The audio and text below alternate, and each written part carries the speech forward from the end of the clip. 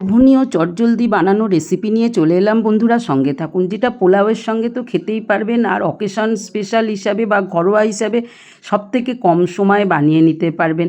আমি তো পোলাওয়ের সঙ্গে বানিয়ে খেয়েছি, পরোটার সঙ্গে বানিয়েছি, সমস্ত রেসিপিটা সব থেকে কম সময়ে বানিয়ে নিতে পারবেন। চলুন এবার একটুখানি পোলাওয়ের সঙ্গে দেখুন, গালে দিলে জিভে জল আনা রেসিপি। কেবল পোলাও না, পরোটা নরম নরম গরম গরম বানিয়ে নিন, আর একটুখানি ডিমের কারিটা নিয়ে বসে পড়ুন। আর কি চাই বন্ধু, ভালোবাসে না এমন কোনো কেউ নেই। আর তাছাড়া চটজলদি বানানোর আহা জিভে জল আনা লোভনীয় রেসিপির জন্য চলুন কালারটা দেখিয়ে নিই। অয়েলি ডিম আর স্পাইসি, আর কোনো কথা হবে না, একটুখানি সময়ই কিন্তু বানানো যাবে।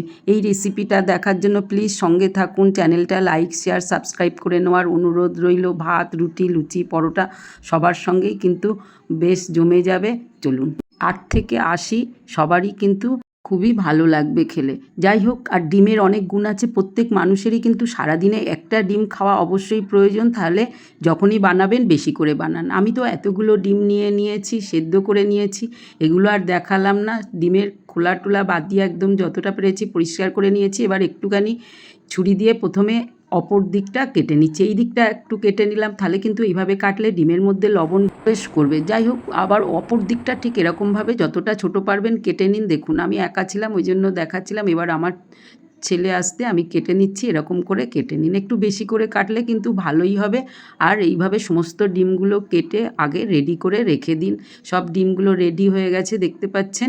সমস্ত ডিম কাটার পরে কড়াই সর্ষের তেল যোগ করে দিয়েছি। তেলটা গরম করে নেওয়ার পরে ডিমগুলো যোগ করে দিচ্ছি। ডিমগুলো একটুখানি ভেজে নেব নাড়িয়ে চাড়িয়ে। এই সময় ডিমের মধ্যে একটু লবণ দেবেন, আর ভাজা ভাজা যখন হয়ে আসবে তখন দেবেন সামান্য একটুখানি হলুদ দেবেন। এতে কী হবে, ডিমের কালারটা সুন্দর হবে। আর একটু লঙ্কা গুঁড়ো দিলে তো সোহাগা। ডিমগুলো লাল লাল হলে তবেও কিন্তু কালারটা যখন কারি করবেন তখন কিন্তু থেকে যাবে। এইভাবে ডিম ভেজে বেশ কড়া করে ভাজবেন না, তাহলে কিন্তু ডিমগুলো চামড়ার মতো হয়ে যাবে। একটু হালকা করে ভাজুন। রেডি আমার ডিমগুলো। সমস্ত ডিমগুলো একটা পাত্রে তুলে রেখে দেবো বন্ধুরা। এই ডিমগুলো সেদ্ধ করে রাখলে কিন্তু যখন তখন রেসিপিটা বানিয়ে নেওয়া যায়। এইবার সর্ষের তেল আরেকটু যোগ করে জিরে দিয়েছি, তেজপাতা দিয়েছি, আর কাঁচা লঙ্কা যোগ করেছি, কিছুটা রসুন কুচানো। রসুনটা একটু বেশি করে দেবেন। আমি প্রায় 8টা মতো রসুন মিহি করে কুচিয়ে দিয়েছি, আর ডিমগুলো ভাজা তুলে রেখেছিলাম।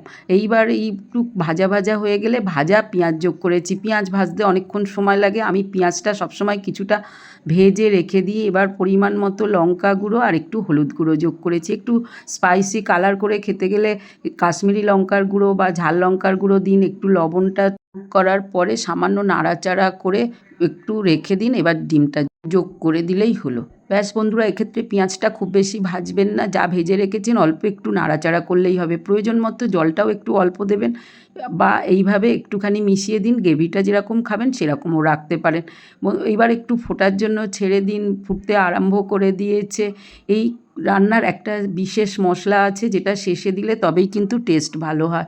নাড়িয়ে চাড়িয়ে লবণ টবণ সব কিছু যখন ঠিকমতো হয়ে এসছে, জলের পরিমাণটাও কমে গেছে, তখন দিতে হবে একটুখানি গরম মশলা। গরম মশলাটা তো যোগ করবেন। এবার কুড়ে নেওয়া আদাটা মাস্ট যোগ করবেন। ইচ্ছা হলে ধনেপাতাটা দিতে পারেন, কিন্তু এতেই কারিটা এত টেস্টি হয়, ধনেপাতা না দিলেও চলবে। এইভাবে একটুখানি আস্তে ধীরে করলেই কিন্তু কারিটা রেডি। 10 মিনিটেই আপনি একটা লোভনীয় পদ বানিয়ে ফেললেন ডিমের। যা স্পাইসি তো বটেই, একদম টেস্টি, সবাই খেতে পারবেন।